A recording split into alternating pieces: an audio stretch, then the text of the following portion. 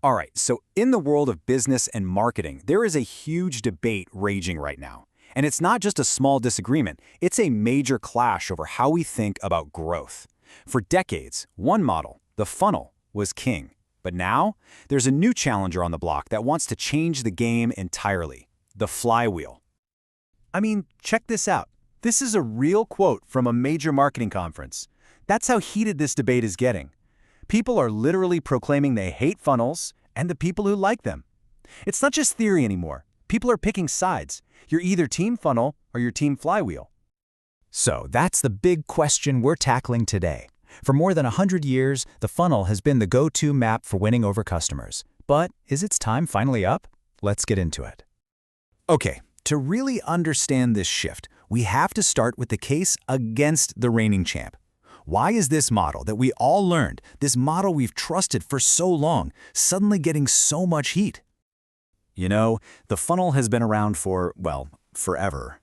Its origins go all the way back to 1898 with a model called AIDA: awareness, interest, desire, action.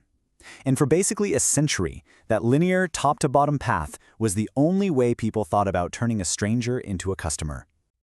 But here's the thing. The funnel's biggest problem is baked right into its design. It's a one-way street with a very clear end. And what's at the end? The customer. They're treated like an output, like the final step in a factory line. The second you've got them, the process just stops. Just think about all the energy, the money, the time you pour into the top of that funnel. All of that effort to get just one customer to pop out the bottom. And the moment they do, all that incredible momentum you built up, poof, it's just gone. You have to start over from square one every single time. So let's just break it down. The big problems with a funnel are it's a one-way street, it loses all its energy at the end, it actually encourages your marketing and sales teams to work in their own separate worlds, and this is the big one, it completely ignores how powerful your happy customers can be. And that's exactly where our challenger steps in. And that brings us to the flywheel. Now, this is an idea borrowed from engineering, and it's designed to do the one thing a funnel can't: store and release energy. It's a model built for a world where your customers aren't the end of the process, they're the very center of it. Okay, so take a look at this. The difference is just immediately obvious, right? Unlike that leaky funnel, the flywheel is a circle, a continuous loop. And notice the most important part. The customer isn't the output. They're the core, the hub that the entire business spins around. The goal isn't just to get them, it's to keep them, and to keep them spinning. So what is it exactly? Well, to put it simply, the flywheel is all about one thing: momentum. It's built on the idea that your happiest customers are your single best marketing channel. They are the energy that keeps the wheel spinning faster and faster, bringing in new people through word of mouth and coming back for more themselves. And that momentum gets built in 3 key stages. First, you attract people with useful content. Then, you engage them by helping them solve their problems. And finally, you delight them with such a great experience that they become promoters. They then go out and help you attract even more customers, making the wheel spin faster. It's a loop that feeds itself. All right, it's time for the main event. We've met the old champion and the new challenger. So let's put them side by side and really see how they stack up. This really says it all, doesn't it? On the left, you have a finite process, the funnel. It has a clear start and a clear end. On the right, you have the flywheel, an infinite loop. And this isn't just about the shape, you know? It's a whole different philosophy.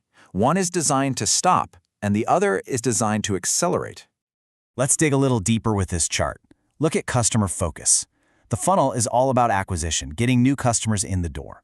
The flywheel, it's all about retention and loyalty. Now check out the post-purchase row. For the funnel, the story's over. But for the flywheel, that's where the most important work begins, turning those customers into your biggest fans. But the flywheel isn't magic. It has a kryptonite. There's a single force that's always working against its momentum, and that enemy is friction. Friction is anything that slows a customer down. Think about a confusing website, a slow customer support response, or 2 different departments giving a customer conflicting information.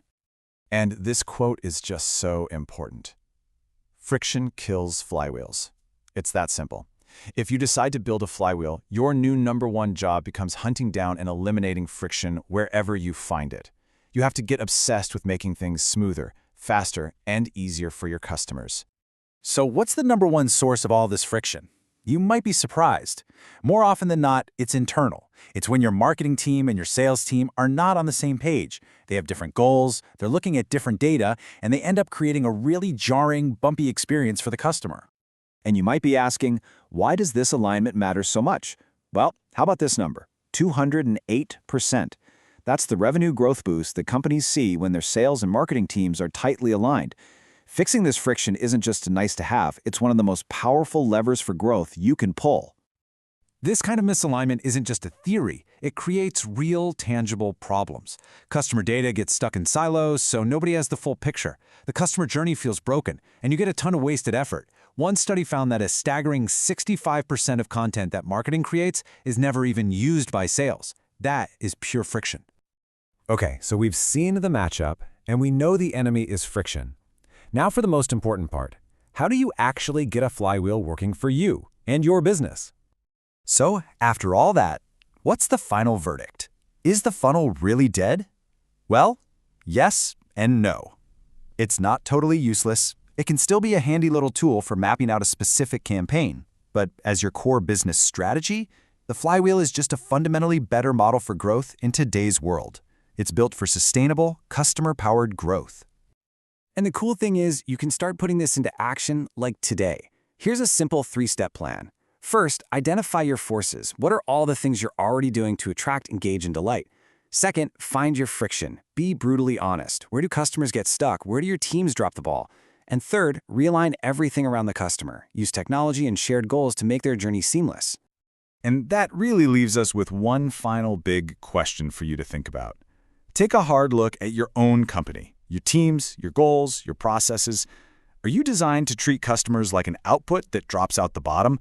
Or are you truly built to put them at the center, using their happiness to spin faster and faster? The answer could change everything.